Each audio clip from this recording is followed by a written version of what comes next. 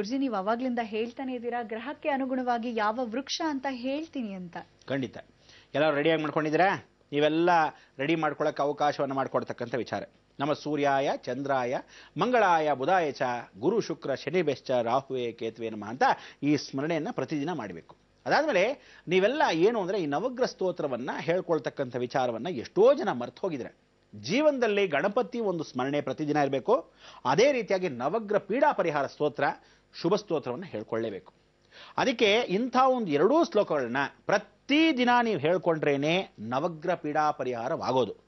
ಮನೆಯಿಂದ ಹೊರಗಡೆ ಹೋಗಬೇಕಾದ್ರೆ ನವಗ್ರಹ ಪೀಡಾ ಪರಿಹಾರ ಸ್ತೋತ್ರ, ನವಗ್ರಹ ಶುಭ ಸ್ತೋತ್ರ ಎರಡೂ ಹೇಳ್ಕೋಬೇಕು. ಅದಕ್ಕೋಸ್ಕರ ಈ ಎರಡೂ ಪರಿಪೂರ್ಣವಾಗಿ ಮಾಡಿಕೊಂಡ್ರೇನೆ ಜೀವಾಂಶ ಪರಮಾತ್ಮನ ಪಾದಕ್ಕೆ ಸೇರಕ್ಕೆ ಮೊದಲು ಮಧ್ಯದಲ್ಲಿ ಯಾವುದು ನಿರ್ವಿಘ್ನವಾಗಿ ನಡೀತಕ್ಕಂಥ ಅವಕಾಶಗಳು ನಡೀತಾ ಇರುತ್ತೆ. ವಿಘ್ನಗಳು ಬರ್ದಿದ್ದ ಹಾಗೆ ಮಹಾಗಣಪತಿ ಕಾಪಾಡ್ತಾನೆ. ತದನಂತರ ನವಗ್ರಹ ಸ್ಮರಣೆ ಮಾಡ್ಕೋಬೇಕು. ಆಮೇಲೆ ಮಂಗಳವನ್ನು ಹಾಡಿ ದೇವರಿಗೆ ಹಿಂಗಂದು ಹೋಗಬೇಕು. ಇವು ಪ್ರತ್ಯಕ್ಷ ದೈವವಾಗಿರ್ತಕ್ಕಂಥ ತಾಯಿ ತಂದೆ ಅವ್ರಿಗೆ ನಮಸ್ಕಾರ ಮಾಡಲೇಬೇಕು. ಹುಟ್ಟಿರೋದು ತಾಯಿಗಂತೂ ಗ್ಯಾರಂಟಿ. ಅದಕ್ಕೋಸ್ಕರ ಎಂಥವರಾದರೂ ಪರಿಪೂರ್ಣವಾಗಿ ನಮಸ್ಕರಿಸಬೇಕು. ಎಷ್ಟೋ ಜನಕ್ಕೆ ಎಂದು ಆರೋಪಣೆ ಏನು ಅಂದರೆ ತಾಯಿ ಸರಿಯಿಲ್ಲ, ನಮಗೆ ತಂದೆ ಒಳ್ಳೆಯವನು ಅಂತಾರೆ, ತಂದೆ ಸರಿಯಿಲ್ಲ ತಾಯಿ ಒಳ್ಳೆಯವರು ಅಂತಾರೆ. ಅದೇ ರೀತಿ ತಾಯಿ ತಂದೆ ಇಬ್ಬರೂ ಸರಿಯಿಲ್ಲ ಅಂತಾರೆ. ಇಲ್ಲದೆ ಇದ್ರೆ ತಾಯಿ ತಂದೆ ಇಬ್ಬರೂ ಇರಲ್ಲ ಅಂತಾರೆ. ಇಲ್ಲ ಇಬ್ಬರೂ ತಂದೆ ತಾಯಿ ಬಹಳ ಚೆನ್ನಾಗಿದ್ದಾರೆ, ಎಷ್ಟು ಒಳ್ಳೆಯವರು ಅಂತಾರೆ. ಹಾಗೆ ಒಬ್ಬೊಬ್ಬರ ಅಭಿಪ್ರಾಯ, ಒಬ್ಬೊಬ್ಬರಿಗೆ ಸಿಕ್ಕಿರೋ ಫಲಾಫಲಗಳು ಅವರವರ ಕರ್ಮಾನುಸಾರ. ಅದಕ್ಕೋಸ್ಕರ ನೀವೇನು ಅಂದರೆ ನಾವು ಬಂದಿರತಕ್ಕಂಥದ್ದೇನು ಆ ತಾಯಿ ತಂದೆ ಮುಖಾಂತರ ಆ ಕುಂಭದಿಂದ ಪರಿಪೂರ್ಣವಾಗಿ ಉದ್ಭವ ಆಗಿರ್ತೀವಿ. ಆ ಕುಂಭದಿಂದ ಉದ್ಭವ ಆಗಿರೋದ್ರಿಂದ ಆ ಕುಂಭಕ್ಕೆ ನಮಸ್ಕಾರ. ಅದಕ್ಕೋಸ್ಕರ ಜಗತ್ತಲ್ಲಿ ಏನೇ ಮಾಡಿ, ಎಷ್ಟೇ ದೂಷಿಸಿ, ಏನೇ ಮಾಡಿ ತಂದೆ ತಾಯಿ ಮಾತ್ರ ಯಾವ ಕಾಲಕ್ಕೂ ಮರಿಬಾರದು. ಒಂದು ನಮಸ್ಕಾರ ಸಾಷ್ಟಾಂಗವಾಗಿ ತಂದೆ ತಾಯಿ ಕಾಲಿಗೆ ಮೊದಲಾಗಿ ಹಾಕಬೇಕು. ಪ್ರತ್ಯಕ್ಷ ದೈವಂ ಪರಮೇಶ್ವರ, ಸೂರ್ಯನಾರಾಯಣ, ಸೂರ್ಯಚಂದ್ರರು, ಆ ಚಂದ್ರಾರ್ಕ ಸೂರ್ಯಚಂದ್ರರು ನಮ್ಮ ಜಗತ್ತನ್ನೇ ಹುಟ್ಟಿಸಿರೋರು, ಅವರ ನಮಸ್ಕಾರ. ಈ ರೀತಿ ಮಾಡಿಕೊಂಡ್ರೆ ನಿಮ್ಮ ಭಾವನೆಗಳು ಅವನ ದೇವರಿದ್ದಾನೆ ಇಲ್ಲ ಇದೆಲ್ಲ ಟಿಪ್ಪಣಿಗಳೆಲ್ಲ ಬಿಟ್ಬಿಡಿ.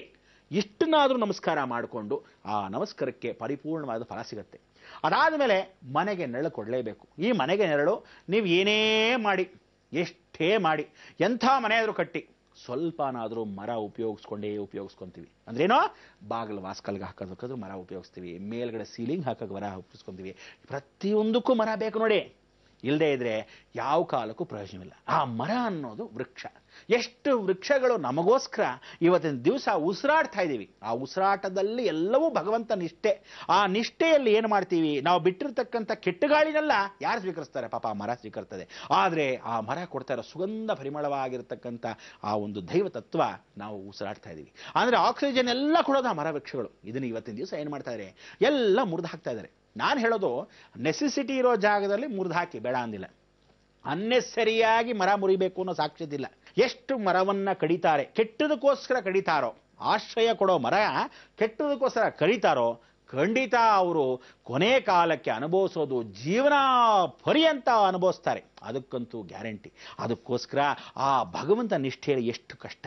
ಆದರೆ ಅವಳು ಯಾರಾದರೂ ಪಾಪ ಕಷ್ಟದಲ್ಲಿರ್ತಕ್ಕಂಥ ಕಾಡು ಜನವೋ, ಎಷ್ಟೋ ಜನ ಬಡವರು, ಅವರಿಗೇನು ಸ್ಟವ್ ಇಲ್ಲ, ಯಾವ ಕಾಲಕ್ಕೂ ಕರೆಂಟ್ ಇಲ್ಲ, ಇವರೇನು ಮಾಡ್ತಾರೆ, ಅಲ್ಲಿ ಇಲ್ಲಿ ಮುರಿದು ಹೋಗಿರೋ ಮರಗಳೇ ತಾನೇ ಒಣಗಿ, ಇದೋ ತಗೋ ಪ್ರಕೃತಿ ಒಣಗೋಗಿದೆ, ನಾನು ಒಣಗಿರೋ ಜಾಗದಲ್ಲಿ ಖಂಡಿತ ಉಪಯೋಗಿಸ್ಕೊಂತ ತನ್ನ ಎಲ್ಲೋ ರಂಬೆಗಳಲ್ಲಿ ಮುರಿದು ತಂದು ಆ ಒಣಗಿರೋದನ್ನು ಅಡಿಗೆಗಳು ಮಾಡ್ಕೊತಾರೆ.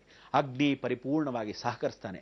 ಎಷ್ಟು ಚೆನ್ನಾಗಿದೆ ಆ ಪ್ರಕೃತಿ ನಿಯಮ. ಅದಕ್ಕೆ ಹೇಳೋದು, ಜೀವನದಲ್ಲಿ ಪ್ರತಿಯೊಂದು ವೃಕ್ಷ ದೇವತಾ ಸ್ವರೂಪವಾಗಿರ್ತಕ್ಕಂಥ ನಮಸ್ಕರಿಸ್ತಕ್ಕಂಥ ಆಧಾರ ಒಂದು ಸಲ ಹೊಟ್ಟೋಯ್ತು.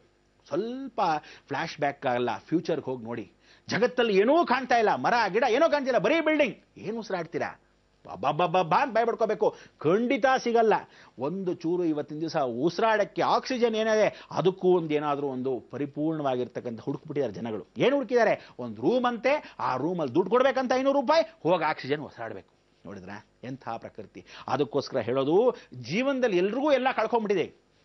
ನನಗೂ ಸಹ ಏನು ಅಂದರೆ, ನಿಮ್ಮಿಂದ ಪರಿಪೂರ್ಣವಾಗಿ ನಾನು ಹೇಳ್ತೀನಿ ಕೇಳಿ, ಸ್ವತಂತ್ರವಾಗಿ ಓಡಾಡ್ತಿದ್ದು ನನಗೆ ಯಾವ ಕಾಲಕ್ಕೂ ಸ್ವತಂತ್ರ ಹೊಟ್ಟೋಯ್ತು. ಸೊ ಏನಾಗೋಯ್ತು, ನನಗೂ ಕೈಕಾಲು ನೋವುಗಳೆಲ್ಲ ಬಂತು. ಸ್ವತಂತ್ರ ಹೊಟ್ಟೋಯ್ತು. ಹೋಗ್ಲಿ, ಪ್ರಕೃತಿ ವಾತಾವರಣ ಬ್ಯಾಗ್ ಹಾಕೊಂಡು ಲಕ್ಷಣವಾಗಿ ಬಸ್ಸಲ್ಲೋ ನಡ್ಕೊಂಡು ಹೋಗ್ತಾ ಇದ್ದವನ್ನ ಇವತ್ತಿನ ದಿವಸ ಕೂಡ ಹಾಕ್ಬಿಟ್ಟು. ಅದಕ್ಕೆ ಪ್ರಕೃತಿಯ ನಿಯಮ.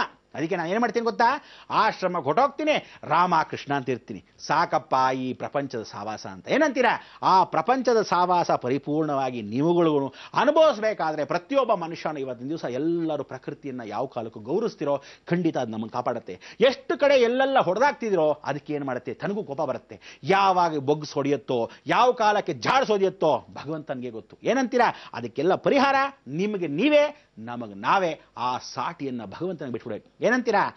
ನೀವೆಲ್ಲ ನಾನು ಏನಂತೀರಾ ಅಂತ ಕೂತ್ಕೊಳ್ಳೋಕೆ ಬದಲು ನೀವೆಲ್ಲ ಮೆಲ್ಕ್ ಹಾಕ್ತಾ ಇರಿ. ಇನ್ನೇನು ಬಂದೆ.